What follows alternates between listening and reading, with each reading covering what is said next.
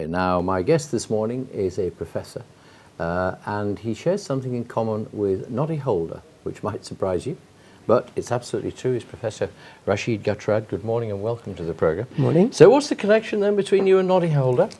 Well, we both have received Freedom of the Borough of Walsall. I think you received it about 4 or 5 months after I received it. Right, okay. And you're the only two living recipients, I believe. I believe there have totally been about 21 in the history of Walsall. I was the 21st. Right. And Noddy Holder is 22nd, yeah. One unfortunately died recently. Right. Yeah. So does this give you, was it permission to drive a flock of sheep through the town or something like that? I think historically that's true. You haven't tried it but yet, I haven't tried it, no. It would not be very easy in Walsall, actually. No, I think it would. I don't think anybody turn an eyebrow. They'd just go, oh yes, yes, there he is, there's Professor Gatrad, yeah, we recognise him. The main reason you're here, of course, is that we're talking, one of your roles in life is you are Deputy Lieutenant of the West Midlands. You are an ambassador for Walsall, and in terms of voluntary awards, you make recommendations to the Queen, don't you? I do indeed, yes. Yeah. Yes. Do you have any direct connection, or, I mean, have you ever met the Queen? Or I have met the Queen, yes, particularly when I got my OBE, but it's an indirect connection through the lieutenancy. And each county has got a lieutenancy, and each lieutenancy has got a Lord Lieutenant. So we work as deputies to the Lord Lieutenant.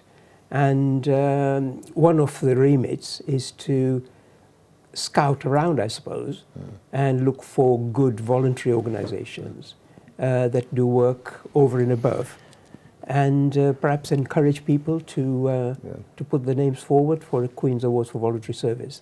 Because largely being a Deputy Lieutenant, it's a very much a ceremonial position, isn't it? So presumably, is it just when the Queen comes to an area that you are in attendance, or is it any royal visit?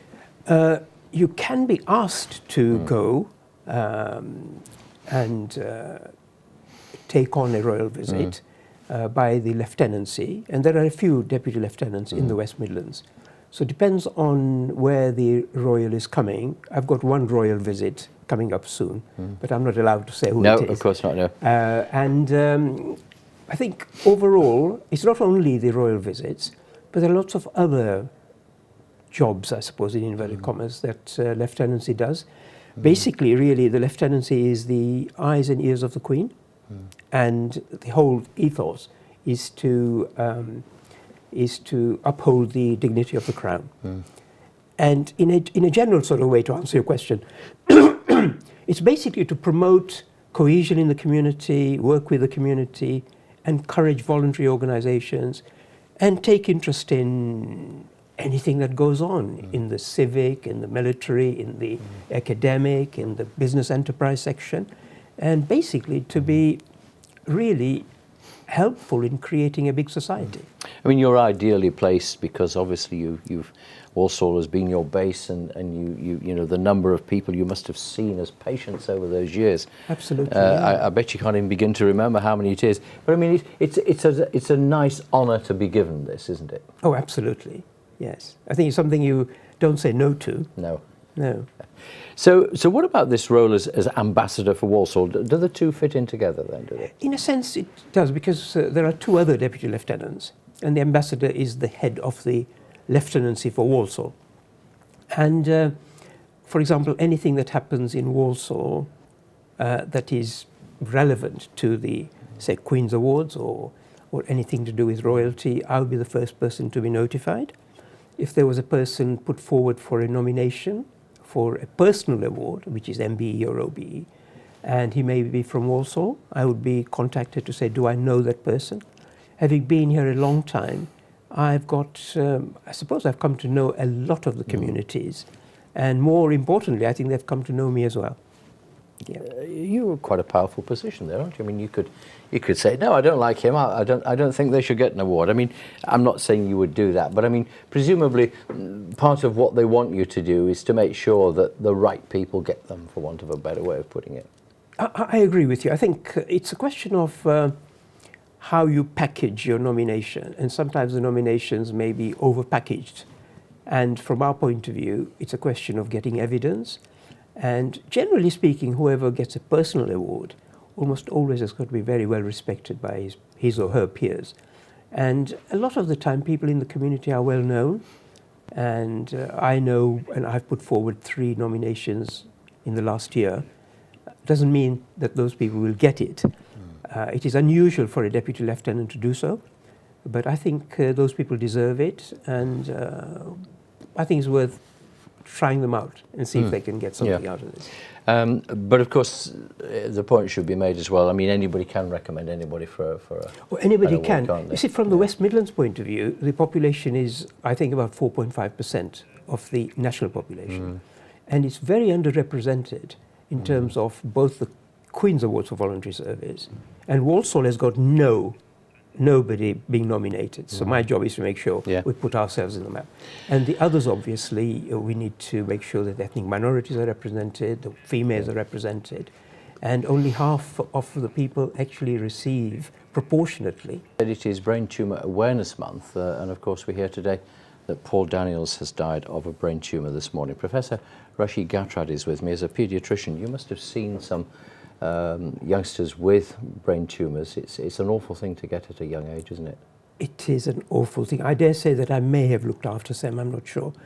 But it was some time ago, and obviously with modern management, children do survive much longer. But having said that, I think brain tumour is one of the ones, depending on what sort of tumour it is, some people do better than others. But a lot of tumours in children are now curable, particularly the leukemias, which is very satisfactory, really. Yeah. Let's just go back to talking about the reason why you are with us this morning. We're talking about the voluntary awards, the recommendations that you make.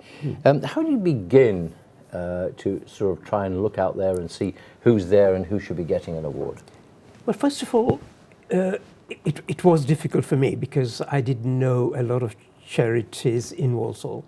So I tried to get hold of the voluntary sector, and unfortunately there was a change in the voluntary sector. It was going through a change, so it wasn't perhaps a good exercise to go through.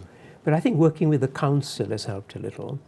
And then I just went on to Google and Googled a lot of charities in Walsall, and some help I got from council, and the others I contacted myself, and got hold of them, had a couple of meetings with them, and encouraged them to nominate. They can't nominate themselves.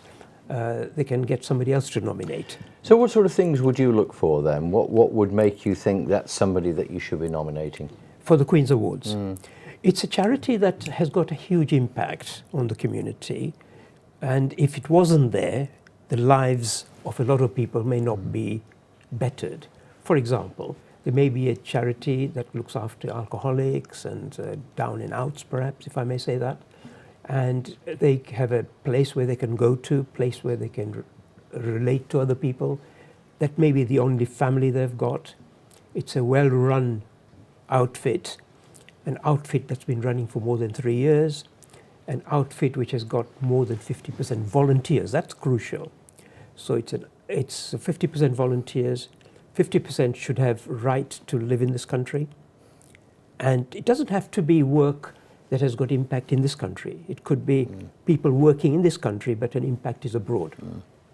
Because you must have seen over the years in your time working in medicine that how many people are dependent on carers who are not being paid, how many people are dependent on charities and people who work for them for nothing, just to get through on a day-to-day basis. That's very true, but at the same time, you see, that sort of an organisation takes away the expenses that the council may have to undertake. So charities are very important in making sure that the budget of the council is not spent. But if one gets a Queen's Award for Voluntary Service, which is a heavy award, it's as good as a personalised MBE, it's the highest award a charity can get. They can put it on their letterhead, it gives them kudos, it gives them higher ranking, they can get better funding. So lots of positives if you get a Queen's Award for Voluntary Service. I'm hoping at least in the next couple of years, Walsall will have a couple. And as an ambassador for Walsall, I can imagine at times that can be quite a challenging title to have. It is and it isn't. I think the amount of work one does as a Queen's Lieutenant is largely left to you.